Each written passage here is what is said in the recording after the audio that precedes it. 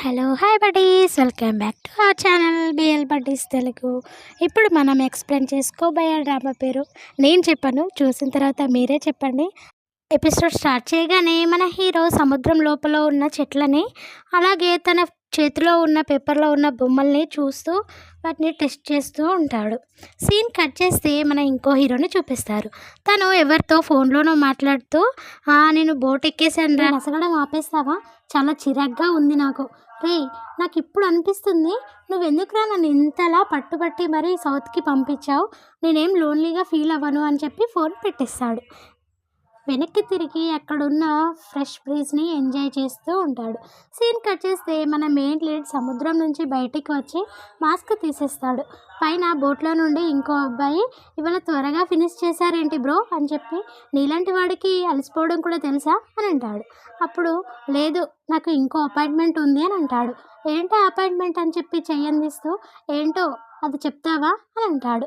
చెప్పకపోయేసరికి, ఏంటి నువ్వు నిజంగానే నాతో చెప్పవా, ఇప్పుడు నువ్వు నీ తమ్ముని దగ్గర కూడా సీక్రెట్ మెయింటైన్ చేస్తున్నావా, నీ తమ్ముని అన్నయ్యా అని అంటాడు.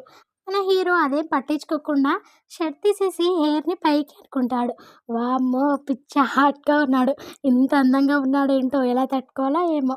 వాళ్ళ తమ్ముడు, ఇప్పుడు నువ్వు నన్ను కూడా ఇగ్నోర్ చేస్తున్నావా, సరేలే వదిలే, ఇవన్నీ ప్యాక్ చేస్తా అంటూ పెన్ని నీళ్ళలో పడేస్తాడు. అరే పామ్, కిందికి వెళ్ళి తీసుకొని రాపోరా అని చెప్పని తిడతాడు. దానికి వాళ్ళ తమ్ముడు, నీకు ఏమైనా పిచ్చా అన్నయ్య, అది ఎంత లోతుంటుందో నీకు తెలీదా అని అంటాడు. నీకు కూడా తెలియాలి కదా, దిగి చూడు తెలుస్తుంది అని అంటాడు. ఏంటి బ్రో, నువ్వు ఇంకా ఇంత కఠినంగా మాట్లాడుతున్నావు, నిన్ను తమ్ముణ్ణి అంటూ లోపలికి చూస్తూ ఉంటాడు. మన హీరో నవ్వుతూ తనని నీళ్ళలోకి నెట్టేస్తాడు. వాళ్ళ తమ్ముడు తిడుతూ పైకెక్కుతాడు. సీన్ కట్ చేస్తే బోట్ దిగి నడుచుకుంటూ వచ్చి అక్కడ ఉన్న వాళ్ళందరినీ చూస్తూ పక్కనే ఉన్న హెవెన్ అండ్ ఎర్త్ అనే బోర్డుని చూసి, ఇందులో స్వర్గం ఏముంది అన్నట్టుగా చూసి, ఇది స్వర్గంలా కాదు నరకంలా ఉంది అని, ఇదంతా విధవ తప్పు అని చెప్పి ఫ్లాష్ బ్యాక్లోకి వెళ్ళిపోతాడు. అప్పుడే నిద్రలో నుంచి లేచి వచ్చి ఫ్రిడ్జ్ ఓపెన్ చేస్తుంటే అక్కడ ఒక స్టిక్కీ నోట్ కనిపిస్తుంది. దాని మీద, నీ నెక్స్ట్ నావల్కి సముద్రం గురించి అని విన్నాను, నువ్వు ఒక 2 వీక్స్ ఐలాండ్లో ఎందుకు గడపకూడదు, నేను నీకోసం ప్లేన్ టికెట్ ఇంకా బోట్ బుక్ చేశాను, నీ మంచి ఫ్రెండ్ సి వారింగ్టన్ అని ఉంటుంది. కోపంగా ఆ పేపర్ని నలిపేసి ప్లేన్ టికెట్స్ చూస్తూ, నువ్వు మంచి ఫ్రెండ్ కాదురా అని అనుకుంటాడు. సీన్ కట్ చేస్తే ప్రజెంట్లో చూపిస్తారు. అదంతా సరే కానీ నన్ను పిక్ చేసుకునేవాడు ఎక్కడా అని చెప్పి చూస్తూ ఉంటాడు. అప్పుడే మన హీరో బైక్ వేసుకొని స్పీడ్గా వచ్చి బ్రేక్ వేస్తాడు. నవ్వుతూ దగ్గరికి వచ్చి, సౌత్ అండ్ థాయ్లో మీరేనా థాంగ్ రాక్ అని అడుగుతాడు. సో తన పేరు రాక్ అన్నమాట. రాక్ షాక్ అయ్యి, అంటే నువ్వే నన్ను పిక్ చేసుకోవడానికి వచ్చిన వాడివా అని అంటాడు. అవును అని చెప్పగానే తను తీసుకొచ్చిన బైక్ని, తన లగేజ్ని చూస్తూ, నీకేమైనా పిచ్చా, అసలు ఎలా నేను నా లగేజ్ నీ బైక్ మీద సరిపోతాం, చూడు ఈ సూట్ కేస్ ఎంత ఖరీదైందో నీకు తెలుసా, వాటికి ఏమైనా డ్యామేజ్ అయితే నువ్వేం చేస్తావు, ఏదేమైనా నువ్వు నాకు మంచి బండి తీసుకొని రా, లేదంటే నేను ఎక్కను అని అంటూ అరుస్తూ ఉంటాడు. దాంతో మన హీరో ఆపు అన్నట్టుగా చేయి చూపించి ఎదురుగా ఉన్న ఒక బండి దగ్గరికి వెళ్ళి, దాన్ని నేను తీసుకెళ్తున్నానని చెప్పి ఒక అబ్బాయితో చెప్పి స్టార్ట్ చేసుకొని ర్యాక్ దగ్గరికి వచ్చి నవ్వుతూ ర్యాక్తో, ఇప్పుడు ఓకేనా అని అంటాడు. దాంతో ర్యాక్ కోపంగా చూస్తూ చేసేదేం లేక బండెక్కుతాడు. మన హీరో డ్రైవ్ చేసేది చూసి భయపడుతూ, నేను ఇంటికి వెళ్ళిపోతాను అంటూ అరుస్తూ, ఆపు నన్ను వెనక్కి తీసుకెళ్ళు అంటూ అరుస్తూ ఉంటాడు. మన హీరో దాన్ని ఫుల్గా ఎంజాయ్ చేస్తూ ఉంటాడు. మొత్తానికైతే రిసార్ట్కి వచ్చేస్తారు. బండి ఆగానే ర్యాక్ మొహాన్ని నేలకేసి అలానే కూర్చుంటాడు. అది చూసి మన హీరో, ఏంటి నువ్వు దిగవా అని చెప్పని అడుగుతాడు. కోపంగా చూసి బండి దిగి కోపంగా వాళ్ళ ఫ్రెండ్కి కాల్ చేసి, నేను ఇంటికి వెళ్ళిపోతానంటాడు.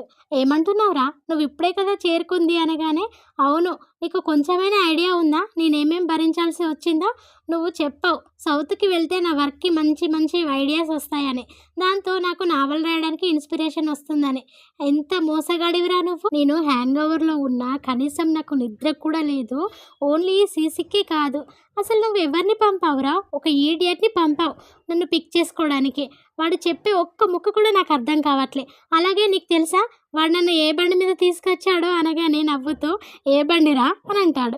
కోపంగా, కార్గో ట్రైసైకిల్ మీదరా విధవ, అదేంటో తెలుసా అసలు నీకు? ఏదైతే అదైంది, నేను నెక్స్ట్ ఏ బోట్ ఉంటే ఆ బోట్ ఎక్కేసి వెనక్కి వచ్చేస్తాను అని చెప్తాడు. అప్పుడే మన హీరో వచ్చి ఫోన్ లాక్కొని రాక్ ఎంత ఇవ్వమన్నా ఇవ్వకుండా ఆట పట్టిస్తూ మాట్లాడేది మహాసముద్ కానర్ గారు అని చెప్తాడు. దాంతో రాక్ షాక్ అయ్యి, ఏంటి నీకు సెంట్రల్ లాంగ్వేజ్ కూడా వచ్చా అని అంటాడు. మన హీరో, ప్రాబ్లం ఏం లేదు, నేను ఇతన్ని జాగ్రత్తగా చూసుకుంటాను, మీకోటి చెప్పనా, తిను చాలా మొండివాడు అనగానే రాక్ ఫోన్ లాక్కోవడానికి ట్రై చేస్తాడు.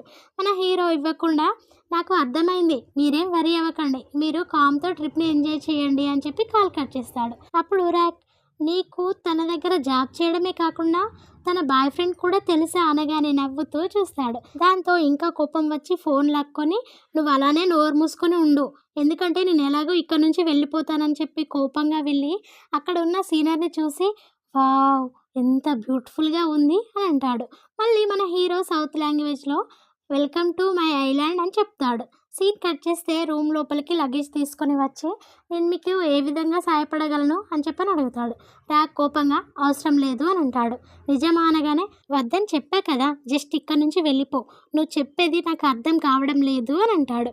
నా హీరో నవ్వుతూ దగ్గరికి వచ్చి మళ్ళీ సౌత్లోనే, నేను చెప్పేది ఏంటంటే అని స్లోగా, మీకేమైనా హెల్ప్ కావాలా అని చెప్పని అడుగుతున్నాను అంటాడు. రాక్ చిరాగ్గా తనని బయటికి నెట్టేయగానే, నువ్వేంటి ఇంత కఠినంగా ఉన్నావు, అందరూ చెప్పేది నిజమేనన్నమాట, అందంగా ఉండేవాళ్ళ మనసంతా ఇలానే ఉంటుందని సౌత్లో అంటాడు. దాంతో రాక్ ముట్ని నెట్టేసి డోర్ పెట్టుకుంటాడు. అయినా వెళ్ళకపోవడంతో కర్టెన్ క్లోజ్ చేసేస్తాడు. అప్పుడు తను బయట నుంచి, నేను చెప్పేది ఏంటంటే మీకు ఏదైనా కావాలంటే ఫీల్ ఫ్రీగా నాకు కాల్ చేయొచ్చు, నా నెంబర్ బెడ్ పక్కనే ఉంది అని చెప్పి అరుస్తాడు.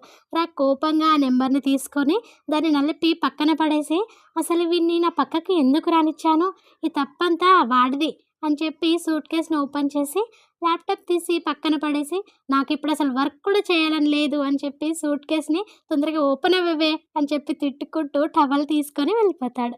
సీన్ కట్ చేస్తే ఒక అమ్మాయి ఫోన్లో, రాక్ నావల్ పని మీద 2 వీక్స్ సౌత్కి వెళ్ళిపోయాడు, మీకు తెలుసు కదా, ఆయన రైటర్ మోడ్లో ఉంటే తనను రీచ్ అవ్వడం ఎంత కష్టమో.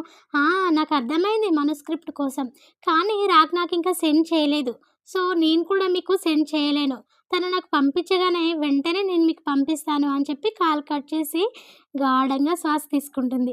మళ్ళీ వెంటనే కాల్స్ వస్తూనే ఉంటాయి తనకి. ఏంటి ఇవాళ నాకు ఇలా జరుగుతుంది అని చెప్పి ఏడుస్తూ, నా లిమిట్ అయిపోయింది, రాక్ లేకుండా ఒక్కరోజే అయ్యింది, కానీ నాకు ఇలా అయిపోతుంది అని చెప్పి కింద పడ్డ పేపర్స్ తీస్తూ కాల్ రాగానే అందరికి చెప్పే డైలాగే చెప్తుంది.